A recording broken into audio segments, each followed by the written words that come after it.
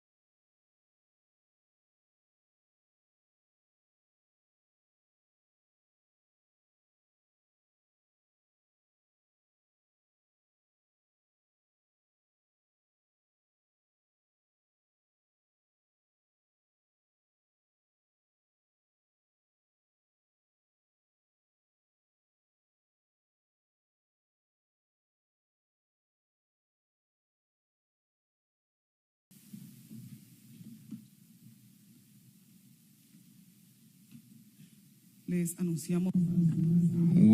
let know the journalists that we announced to the media that only 4 questions will be accepted, 2 from the American press and 2 from the local press.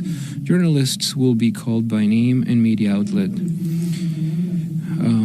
Now we pass the word to His Excellency Frank Abrego, Minister of Security of Panama. Good afternoon. Honorable Mr. Peter Hegseth, Secretary of Defense of the United States of America, Honorable Mr. Alden Holsley, Commander of the Southern Command, representative of the Government of Panama and the Embassy of the United States, media, ladies and gentlemen, today, as part of the framework of the Conference of Central America, we are here to highlight again that we have sat down here, that will continue during the afternoon hours, because we live in an era where threats are not limited only to physical territories, but also we face transporter threats that adapt to any cities, such as criminal entities that operate in networks, cybernetic threats that are there in silence, and also security is a regional challenge, and that's the reason why we have gathered here from different representatives of Mexico, Guatemala, Honduras, El Salvador, Nicaragua, Honduras, Panama, Colombia, precisely to talk about the shared experiences and what we can learn from each other, and at the end, continue fighting with a single strategy and a single north towards the security of our region and to the hemisphere, the American hemisphere. Exactly as the Secretary has mentioned before, we're a single continent, we're just a single America, and therefore we must be together and fight organized crime in any of the different phases that arise in our societies and our countries. Thank you. Por sus palabras al señor Ministro de Seguridad Pública de Panamá. Again, Honorable Pete Hegseth will share his word, Secretary of State of Defense of the U.S. Good afternoon. It's a privilege to be here in Panama. Minister Abrego, thank you for an incredibly productive visit. The same goes for our friend, President Molino. President Molino and his administration are a great ally of the United States. We are deeply grateful for the friendship of our Panamanian counterparts, your partnership and your leadership here in Panama and across the region. We face shared security challenges and common threats. Together, we will deter them by increasing our defenses and achieving peace through strength. Since President Trump was elected, our two nations have done more to strengthen cooperation in a few months than we have in decades. And President Molino, who we met with earlier, we have you to thank in large part for that as well. We're partnering closely in 3 areas. First, securing our borders and stopping mass illegal migration. What Panama has done in the Darien Gap is incredible. Crossings down 99% since a year ago. Second, we're countering violent cartels and criminal enterprises. And third, we're securing the Panama Canal and countering China's malign influence. The Panama Canal is key terrain that must be secured by Panama with America and not China. To that end, that is why the United States and Panama have just signed a memorandum of understanding on cooperative security activities, and will be signing, just moments after this press conference, a joint declaration with the Minister of Canal Affairs on the security and operation of the Panama Canal, which is a framework for U.S. warship and auxiliary ships to sail first and free through the Panama Canal. These documents reaffirm our historic ties and outline how we will deepen our relationship and strengthen bilateral canal security cooperation. It also builds on the great work started by our Secretary of State, Marco Rubio. This memorandum of understanding will increase joint training, exercises, operations, and overall interoperability between our two forces, reestablishing rotational and joint presence at Fort Sherman, Rodman Naval Station, and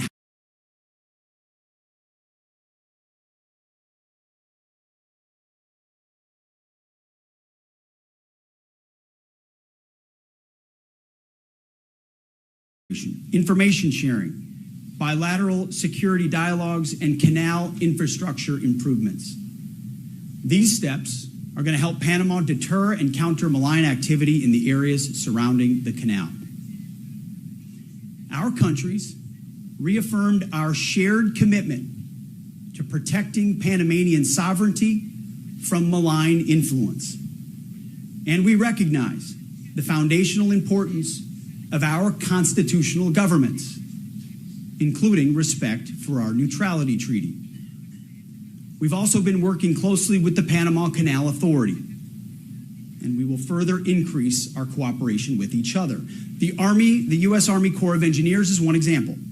They were critical in building the canal over 120 years ago and have partnered closely with the Canal Authority for many years.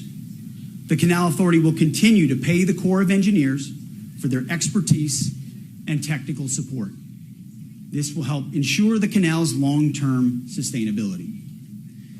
And this summer, the USNS Comfort, a naval hospital ship, will visit Panama and provide medical help and deepen bilateral relationships between our service members and our people. Beyond our important bilateral relationship with Panama, I'm proud to be here to participate in the Central America Security Conference. So thank you again, Minister Abrego, Admiral Halsey, Commander of U.S. Southern Command, doing a fantastic job, for convening this important regional security forum. It was great to meet so many partners earlier this morning and last night and hear how we are working together, training together, and exercising together. In fact, right now, partnering with Panama, we have 2 cruisers, 2 USS Coast Guard cutters, F-18 fighters, a U.S. Marine Corps infantry company, over 1,000 U.S. troops supporting partner operations in Panama. Together with Panama, we're focused on strengthening our security cooperation and countering malign influence. The security of our hemisphere is a top priority for the United States Department of Defense. Our mission is simple: achieve peace through strength through an America First approach. As I've said before, America First does not mean America alone. Rather, putting America first, a phrase coined by President Trump and advanced in our interests, means making our alliances and partnerships make sense for the American people and our friends. As he says, it's common sense. In this region, as we put America first, we are putting the Americas first as well. We're doing this by confronting shared threats and shared challenges in this hemisphere, starting, as President Trump has led the way, by securing our southern border, getting 100% operational control. Because border security is national security, and it starts at home. We're doing this by stopping illegal migration, destroying transnational cartels and gangs, and ending the era of capitulation to coercion to the communist Chinese. As I said yesterday, we are helping to take back the Panama Canal from communist Chinese influence.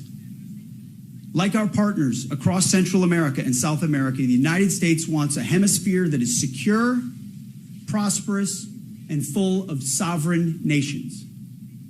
This is not about globalism or foreign adventurism. This is a golden age of clear-eyed Americanism and shared national interests. We want this to be a golden age for our countries together and for this hemisphere. We want, in short, not only to make America great again, but to make the Americas great again. And we will achieve these goals together, standing shoulder to shoulder with our allies and partners, with President Trump leading the way. So again, I want to thank President Molino, Minister Abrego, for being valued partners and for hosting us in your beautiful country. And with that, we look forward to your questions. Agradecemos por sus palabras al We señor appreciate the words of the Secretary of Defense of the United States, Mr. Hegseth. Thank you for your remarks. At this time, we open the floor to questions to the media. Right now, we have Mr. Adolfo Berríos from La Estrella de Panamá. Buen día. Good day. Señor Secretario de Defensa, Mr. Secretary of Defense, you mentioned the U.S. troops that are helping the Panamanian forces, and the memorandum talks about increasing bilateral activities.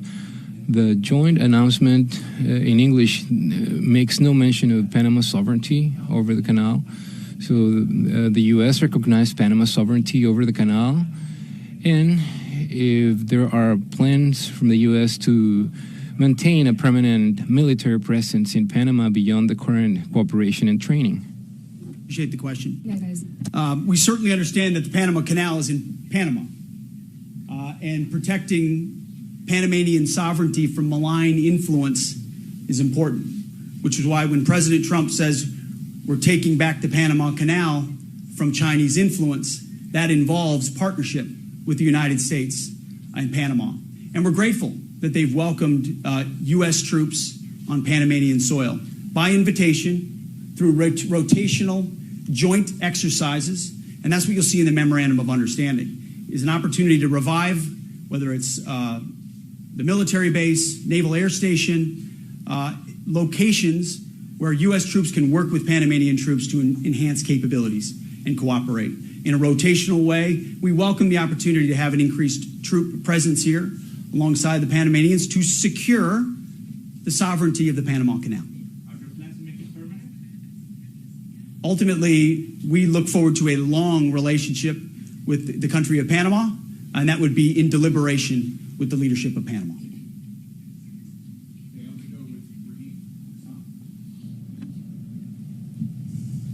Well, thank you, Secretary. Thank you, Mr. Minister. Two parts, if I may. Number one, the Chinese responded quite aggressively to your trip, saying, well, accusing the U.S. of blackmail. So I thought I'd just ask you, have you blackmailed anyone? And Minister, do you feel blackmailed at all? My second question is for the Minister about Taiwanese sovereignty. This country has ceased to recognize Taiwan since 2017. Did Taiwan come up in your conversations this week? And is that something you'll pursue again? Thank you. I don't know anything about blackmail, appreciate the question, but I do know about strength.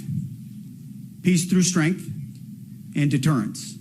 You're seeing strength from President Trump with tariffs, with reciprocal tariffs, recognizing that he's willing to protect American industries and American workers from unfair trade practices that have existed for decades, and no one stood up on behalf of America. President Trump is doing that in real time right now.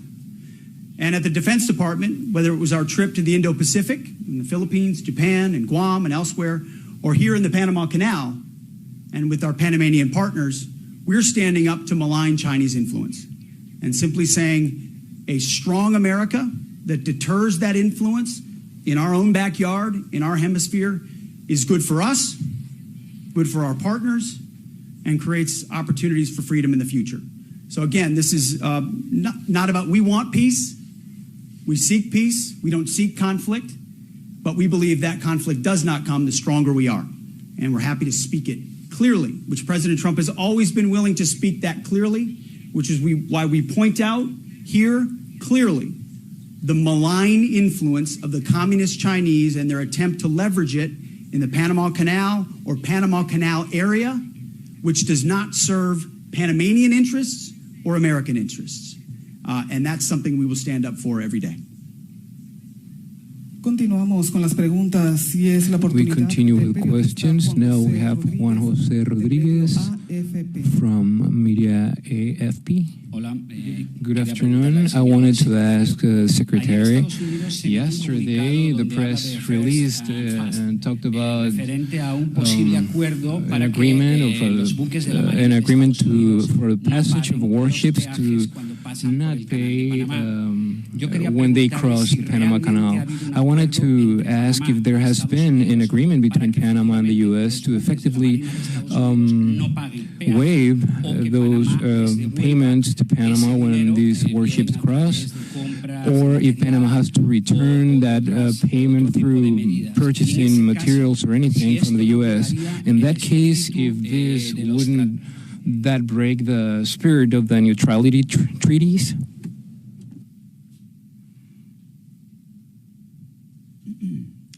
Appreciate the question. We're calling it, and we said in our statement yesterday, first and free. First and free for U.S. and Panamanian vessels, military and auxiliary vessels. In partnership, that's why after this we're signing with the Minister of Canal Affairs, but it is in keeping with the understanding of the Panama Constitution, with the authorities of the Panama Canal. So we've worked directly with Panamanian leadership, with the Canal Authority, to make sure it's arranged in such a way that it is first and free and is in keeping with their understanding. And that we'll be signing that framework, which is what it is today, a framework right after this press conference with the Minister of Canal Affairs. But it was important to us that in moments of contingency, our troops can travel first and free. And we're grateful that our Panamanian partners are working with us on that. Absolutely. Thank you.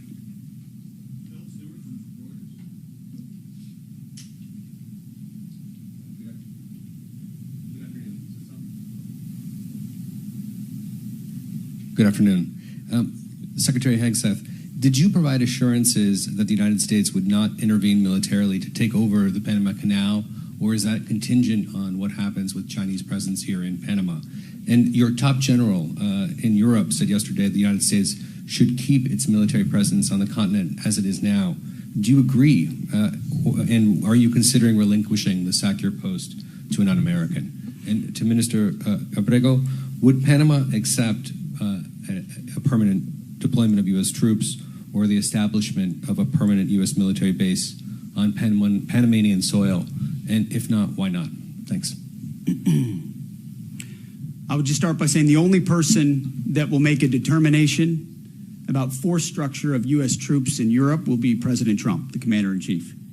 And we will continue to have ongoing discussions, including inside the context of Ukraine-Russia negotiations, of what our force posture should be on the continent that best addresses American interests and ensures burden sharing in Europe as well. To the question about Chinese influence, we are focused on working together with our Panamanian partners to ensure that malign Chinese influence is not allowed to take any additional hold and is in fact expelled from the Panama Canal and the Panama Canal area. And they've been very fruitful conversations. I don't know if the minister has. Yes, good afternoon. Again, we want to establish or to say that Panama absolutely during this memorandum of understanding has given any sovereignty of the Panama Canal or any of the adjacent zones. Panama is within the framework of the neutrality treaty, and based on that part of the constitution, the U.S. has managed themselves with respect. We just heard the secretary say that he will have a meeting with the minister of the canal. He already had it in the past with the administrator of the Panama Canal, searching for the correct way to not go against the neutrality treaty or the Panamanian Constitution. That has been established. So Panama mentioned through, or the Panama's president mentioned that we cannot accept military bases or defense bases. We are clear that we need to keep cooperation in terms of security with the U.S. and with the U.S. military, and that's something that keeps happening. It's an ongoing exercise. It has been over 18 years that we have had ongoing exercises with the U.S. Air Force and the U.S. Army. So this is not new. We understand that based on international media and what has taken place, that it becomes a hot trend, but maybe we want, and also we want to know a little bit more, but in this sense, our President Molino established yesterday in his press communication and with Mr. Secretary Hegseth in that private meeting they had, he acknowledged the sovereignty of Panama over the Panama Canal, and he acknowledged that the neutrality treaty has to be respected in our Constitution as well, just as we respect the Constitution of the U.S. and their laws when we address any type of negotiation. All this has been written down in documents that will become public. And there is nothing under the table. There is nothing in hiding.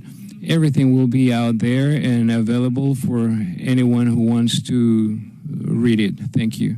What the minister has said is what the media tries to do very hard is to divide us. And what we call that in the States, Mr. Minister, is fake news. So thank you. De esta manera damos por finalizada esta We wrap up this press conference. Thanks to everyone for joining us and have an awesome afternoon.